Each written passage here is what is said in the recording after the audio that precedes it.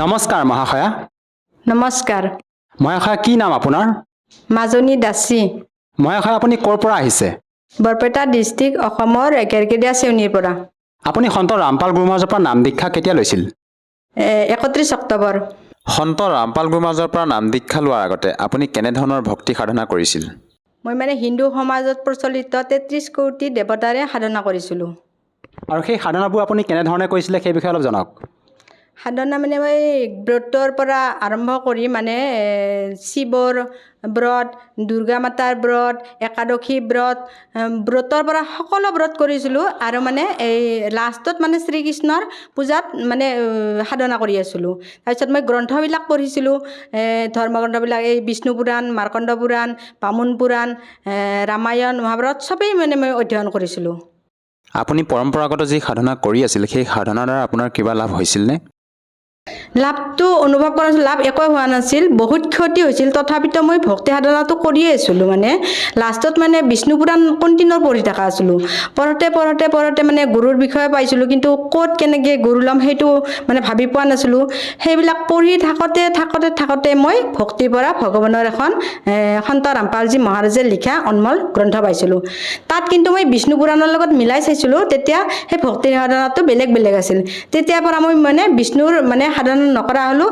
ভক্তিৰ পৰা ভগৱানৰ কিতাপখন মই বহুত গুৰুত্ব দি পঢ়িলোঁ।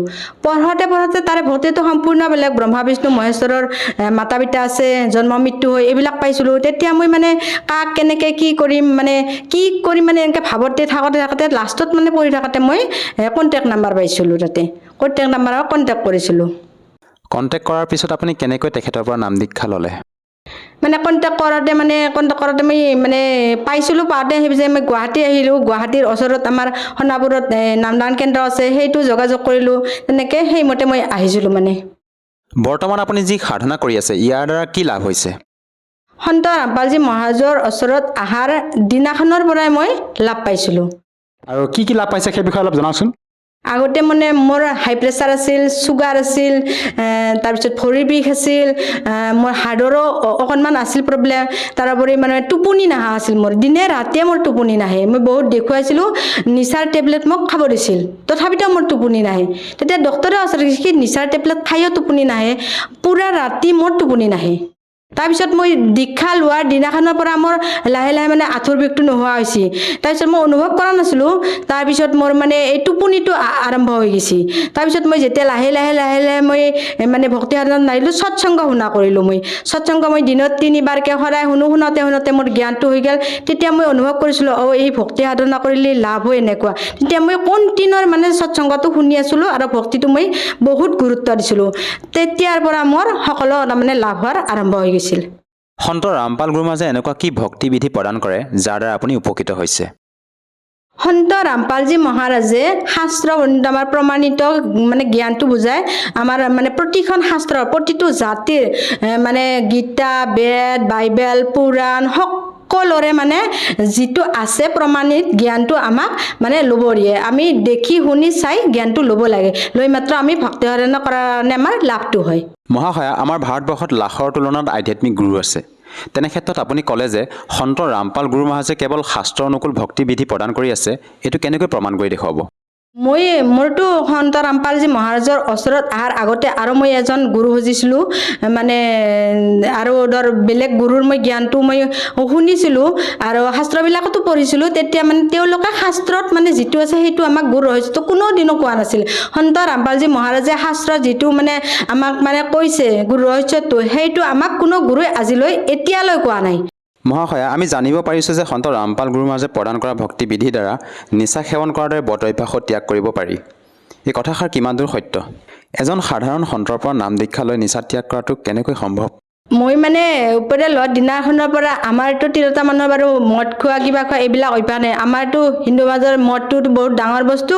সেইটো ভক্তি সাধনা কৰিলে, এই ভক্তি সাধনা কৰিলে বিশেষ কৰি মদ, বাং, বিড়ি, চিগাৰেট, মাছ, মাংস সকলো নিজে ত্যাগ হৈ যায়। এই আৰম্ভৰ দিনাখনৰ পৰাই নিজে নাখায়। যিমানে মদ খোৱা মানুহ হ'লেও মদটো নিজে ত্যাগ হৈ যায়। আৰু মোৰ নিজৰ ল'ৰাও মদ নাখায় সঁচা কথা, কিন্তু মাংসটো নহ'লে একো নোখোৱা আছিল। মাংসটো ইমানে প্ৰিয়, মাংস নহ'লে নহ'লে খাই সুদা ভাত দিছে এনেকৈ কয় কিন্তু মানে মানসিকভাৱে অলপ দুৰ্বল আৰু এইটো মানে মাজত ৰহি গৈছে মোৰ মানে ইমান 33 কোটি দেৱতা পূজা কৰাৰ পিছতো মোৰ ল'ৰা ঠিক হোৱা নাছিল মানসিকভাৱে অলপ দুৰ্বল কিন্তু এতিয়া মানে তেওঁ নিজেও দীক্ষা লৈছে আৰু তেওঁ মানে ঠিক হৈছে এতিয়া ঠিক হৈ মাত্ৰ মাছ মাংসৰ কথা কেতিয়াও মোৰ আগত আজিলৈকে উলিওৱা নাই নাখায় আপুনি কি কৰে মই এজন অংগনবাড়ী টিচাৰ হয় মোৰ হাজবেণ্ডেও CRPFত কাম কৰে মহাশয়া আপুনি সন্ত ৰামপাল গুৰুমাজৰ পৰা নাম দীক্ষা লৈ বিভিন্ন প্ৰকাৰে লাভ পাইছে আৰু এনেকুৱা বহু লোক আছে আমাৰ সমাজত এনেকুৱা দৰিদ্ৰ বহু লোক আছে যিসকলে নেকি আৰ্থিক দুৰ্বলতাৰ বাবে চিকিৎসা কৰিব পৰা নাই বিভিন্ন মাৰাত্মক ৰোগত আক্ৰান্ত হৈ আছে মৃত্যুৰ সৈতে যুঁজি আছে সেইসকল ভুক্তভোগী লোকক আপুনি কি বাৰ্তা দিব খোজে যাতে তেওঁলোকেও আপোনাৰ দৰে উপকৃত হ'ব পাৰে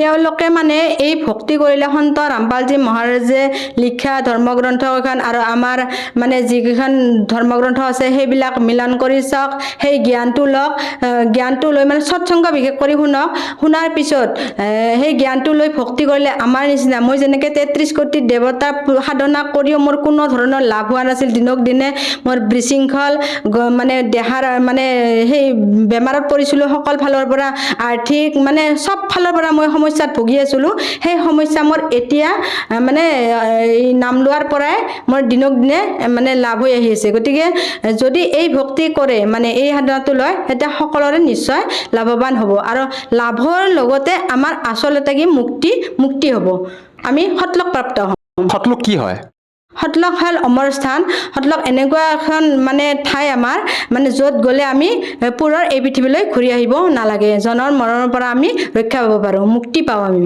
মহাশয়া শেষত আপোনাৰ পৰা আৰু এষাৰ কথা জানিব বিচাৰিম যিহেতু আমাৰ ভাৰতবৰ্ষত যৌতুক এক কুপৰম্পৰা প্ৰচলিত হৈ আছে এই কুপৰম্পৰাৰ বাবে আমাৰ মহিলাসকলক হেয় দৃষ্টিৰে চোৱা হয় ভ্ৰূণ হত্যা কৰা হয় এই ক্ষেত্ৰত আপুনি এগৰাকী মহিলা হিচাপে কি ক'ব বিচাৰে যে যৌতুক প্ৰথা বৰ্তমান যি চৰকাৰেও ইয়াক নিৰাময় কৰিব পৰা নাই যাক নেকি সন্ত ৰামপাল গুৰুমাজৰ সৎভক্তিৰ দ্বাৰা নিৰাময় কৰিবলৈ সক্ষম হৈছে এই ক্ষেত্ৰত আপুনি কি বাৰ্তা দিব বিচাৰে সেইটোতো বহুত ভাল পদক্ষেপ লৈছে তেওঁলোকে য'ত নেকি আমাৰ মন্ত্ৰী MLA সকলে এইটো মানে আমাৰ কেতিয়াও কৰিব পৰা নাছিল আজি সন্ত ৰামপালজী মহাৰাজে যিটো ভক্তি সাধনা প্ৰদান কৰিছে সেইটো ভক্তি সাধনা কৰিলে আমাৰ সকলে মানে এই যৌতুক প্ৰথাটো বন্ধ হৈ যায় আৰু আমাৰ কৰিও আছে আৰু সেইটো মানে এতিয়াহে সফল হৈছে ইমান যুগে যুগে কেতিয়াও সফল হোৱা নাছিল যে সন্ত ৰামপালজী মহাৰাজৰ এই ভক্তিত নিজে নিজে সফল হৈ গৈছে এইটো বহুত ভাল পদক্ষেপ লৈছে এইটো বুলি নহয় ৰক্তদান নিবৰ পৰা সকলোখিনি বহুত ভাল মানে এই প্ৰেৰণ কৰি আছে সন্ত ৰামপালজী মহাৰাজে